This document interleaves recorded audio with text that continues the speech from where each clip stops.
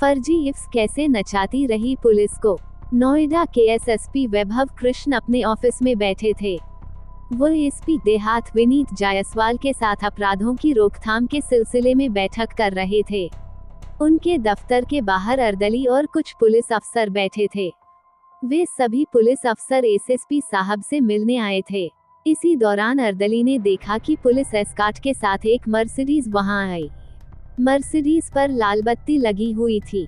Mercedes से आगे चालक के पास वाली सीट से एक खूबसूरत नौजवान फुर्ती से उतरा। उस नौजवान के हाथ में लैपटॉप बैग था। उस नौजवान ने मर्सिडीज के पीछे का गेट खोला। कार से एक महिला तेजी से बाहर निकली। महिला की उम्र करीब 32-33 साल थी।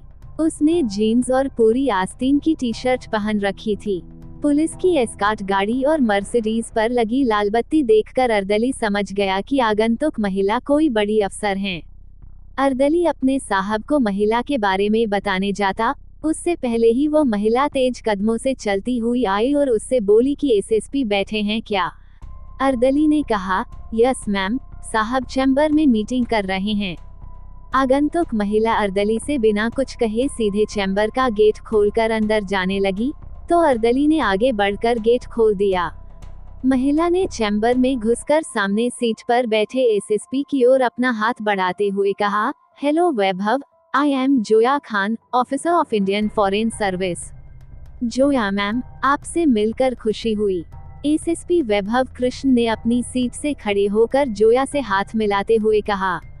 एसएसपी ने जोया का किया स्वागत। एसएसपी ने जोया को कुर्सी पर बैठने का इशारा करते हुए कहा, मैम, अभी तक तो आपके ईमेल ही मिले थे या 1-2 बार फोन पर बात हुई थी। मुलाकात आज पहली बार हो रही है। वैभव, यार तुमको तो पता है कि इंडियन फॉरेन सर्विस में कितनी मारामारी रहती है। हमें आधा समय तो विदेशों में और आधा समय भारत में रहना पड़ता है। जोया ने एसएसपी पर अपनी रुतबे वाली नौकरी के बारे में बताते हुए कहा, मैं विदेश मंत्रालय में जॉइंट सेक्रेटरी लेवल की ऑफिसर हूँ। आजकल मेरी पोस्टिंग यूनाइटेड नेशंस में है। मैडम, बाय द वे, आप कौन से बैच की आईएफएस ऑफिसर हैं? पास ही दूसरी कुर्सी पर बैठे एसपी देहात विनीत जायसवाल ने जोया से पूछा। जोया ने एसपी देहात की ओर नजर उठाकर देखा, फिर उनकी वर्दी पर लगा आईपीएस का बैज देखकर संक्षिप्त सा जवाब दिया, 2007 बैच। विनीत, आप भी यार हर जगह पुलिस की अपनी इंक्वायरी शुरू कर देते हो। एसएसपी वैभव कृष्ण ने अपने साथी एसपी देहात से कहा। फिर जोया खान की ओर मुखातिब होकर बोले, मैडम, क्या लेंगी? चाय, कॉफी या ठंडा? वैभव, ऐसी कोई औपचारिकता नहीं है। फिर भी पहली बार मुलाकात हुई है, इसलिए आपके साथ कॉफी पीने में कोई हर्ज नहीं है। जोया ने खिलखिलाकर हंसते हुए कहा। एसएसपी ने घंटी बजाकर अर्दली से पहले पानी और इसके बाद कॉफी लाने को कहा। अर्दली पानी के गिलास रख गया। इस बीच जोया और एसएसपी वैभव कृष्ण कई मुद्दों पर बातें करते रहे। बीच बीच में वहां बैठे एसपी देहात विनीत जायसवाल भी अपनी बात कह देते थे। कुछ ही देर में अर्दली कॉफी ले आया। एसपी देहात और जोया खान बातें करते हुए कॉफी सिप करने लगे। कॉफी पीते हुए जोया ने एसएसपी से कहा, वैभव, मेरी गाड़ी में तोड़फोड़ हो गई थी। इसकी रिपोर्ट भी मैंने बिसरख थाने में दर्ज करा दी थी, लेकिन आपकी पुलिस ने अब तक इस मामले में कोई कार्रवाई नहीं की। आप जरा एक बार अपने स्तर पर इस केस को दिखवाना। एसएसपी ने जोया को आश्वस्त करते हुए कहा, मैडम, मैं इस केस को दिखवा लूंगा। जोया ने कॉफी की आखिरी सिप लेते हुए कप खाली किया और कुर्सी से उठते हुए एसएसपी से कहा, वैभव, आपसे पहली मुलाकात अच्छी रही। एसएसपी वैभव कृष्ण ने अपनी कुर्सी से खड़े होकर जोया से हाथ मिलाते हुए कहा, nice to meet you. Zoya SSP से मिलकर तेजी से उनके चैम्बर से बाहर निकली और फुर्ती से अपनी गाड़ी के पास पहुंची। वहां पहले से ही लैपटॉप बैग लिए खड़े नौजवान ने तेजी से आगे बढ़कर गाड़ी का पीछे का गेट खोल दिया। जोया बैठ गई, तो उसकी गाड़ी सायरन बजाती चल रही पुलिस की एस्कॉर्ट गाड़ी के पीछे पीछे चली गई। जोया के जाने पर एसपी देहात विनीत जायसवाल ने एसएसपी साहब से कहा, सर, आप बुरा नहीं माने तो एक बात कहना चाहता हूँ। एसपी देहात को जोया लगी संदिग्ध। एसएसपी वैभव ने एसपी देहात विनीत की ओर सवालिया नजरों से देखकर कहा, हाँ बताओ क्या कहना चाहते हो। सर, मुझे जोया मोहतरमा पर शक है। एसपी देहात ने संदेह जताते हुए कहा, जोया मैडम खुद को 2007 बैच की इंडियन फॉरेन सर्विस की ऑफिसर बता रही हैं और उनकी उम्र करीब 32-33 साल लगती है। इसका मतलब क्या वे 20-21 साल की उम्र में ही आईएफएस ऑफिसर बन गईं? विनीत, मुझे भी जोया के हाव भाव और बात करने का अंदाज देखकर संदेह हो रहा है। तुम्हारी बात में भी दम नजर आता है।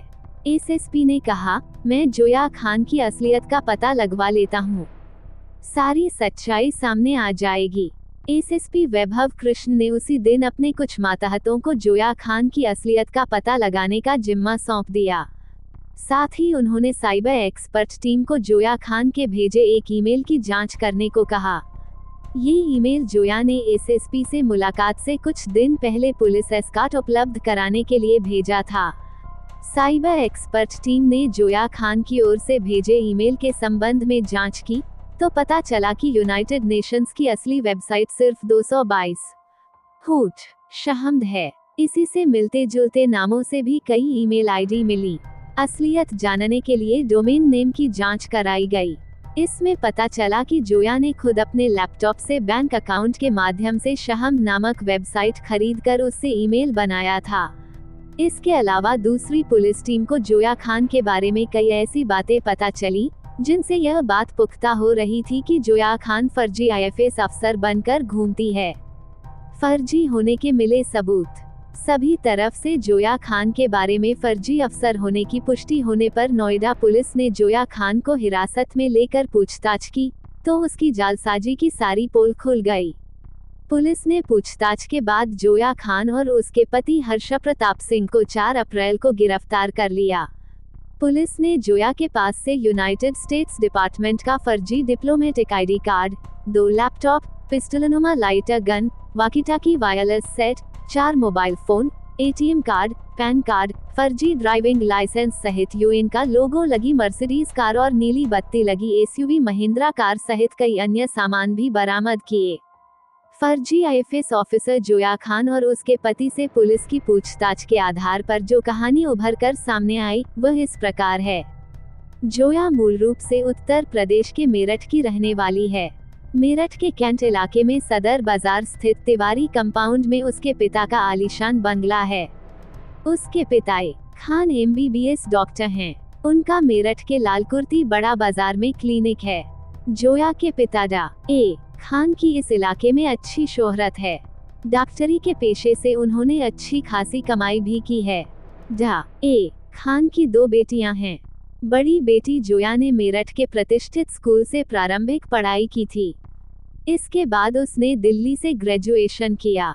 दिल्ली यूनिवर्सिटी से जोया ने पॉलिटिकल साइंस में एमए किया। सन 2007 में वह दिल्ली में रहकर सिविल सर्विसेज परीक्षा की तैयारी करने लगी। इसके लिए उसने कोचिंग वगैरह भी की। बाद में उसने यूपीएससी की ओर से आयोजित सिविल सर्विसेज परीक्षा भी दी, लेकिन कामयाब नहीं हो सकी। करीब 6-7 साल पहले जोया ने एक बार मेरठ जाने पर अपनी मां को बताया था कि वह हर्ष प्रताप सिंह से शादी करेगी। इस पर पिता डा खान व मां ने बेटी को हर्ष और उसके परिवार से मुलाकात कराने को कहा था, लेकिन जोया ने कभी उनसे मुलाकात नहीं कराई। जोया ने हर्ष से की थी कोर्ट मैरिज।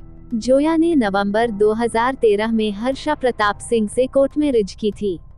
हर्ष प्रताप सिंह उस समय स्टेट बैंक ऑफ इंडिया में प्रोबेशनरी अफसर की नौकरी छोड़कर सिविल सर्विस परीक्षा की तैयारी कर रहा था।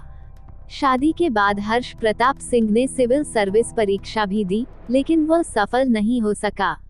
हर्ष प्रताप के पिता उत्तर प्रदेश में एक सरकारी विभाग में जॉइंट कमिश्नर हैं। जोया खान ने अच्छी खासी पढ़ाई की थी।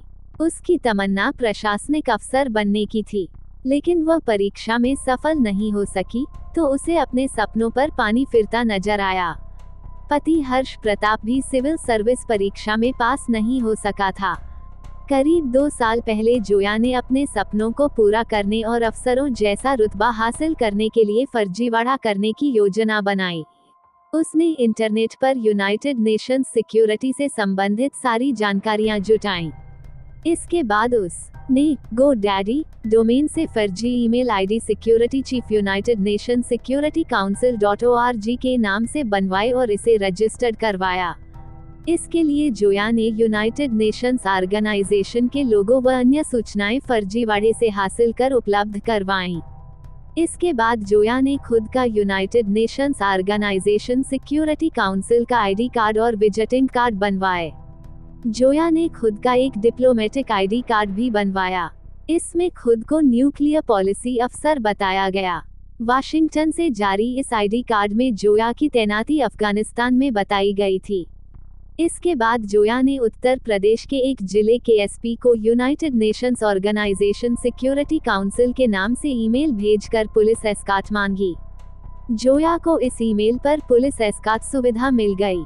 पुलिस की सुरक्षा में इधर उधर आना जाना, हर चौराहे पर पुलिस कर्मियों की ओर से सैल्यूट देने का रुतबा जोया खान को पसंद आ गया। फर्जी अधिकारी बनकर दिखाती थी रुतबा।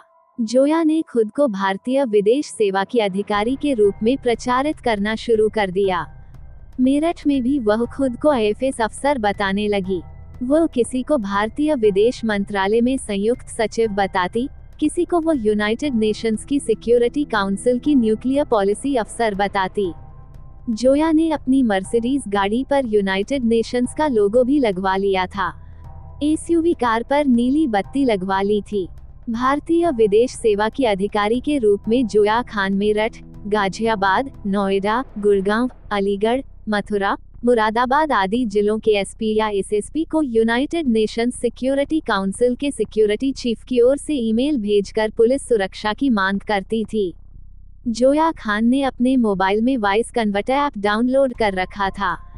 वो इस ऐप के जरिए अधिकारियों से कभी पुरुष और कभी महिला की आवाज में बात करती थी। किसी जिले के एसपी या एसएसपी को ईमेल भेजने के बाद जोया खान उस अधिकारी को फोन करती और ऐप के जरिए आवाज बदल कर पुरुष की आवाज में कहती कि मैं विदेश मंत्रालय की जॉइंट सेक्रेटरी जोया खान का पीए बोल रहा हूँ, मैडम आपसे बात करना चाहती हैं।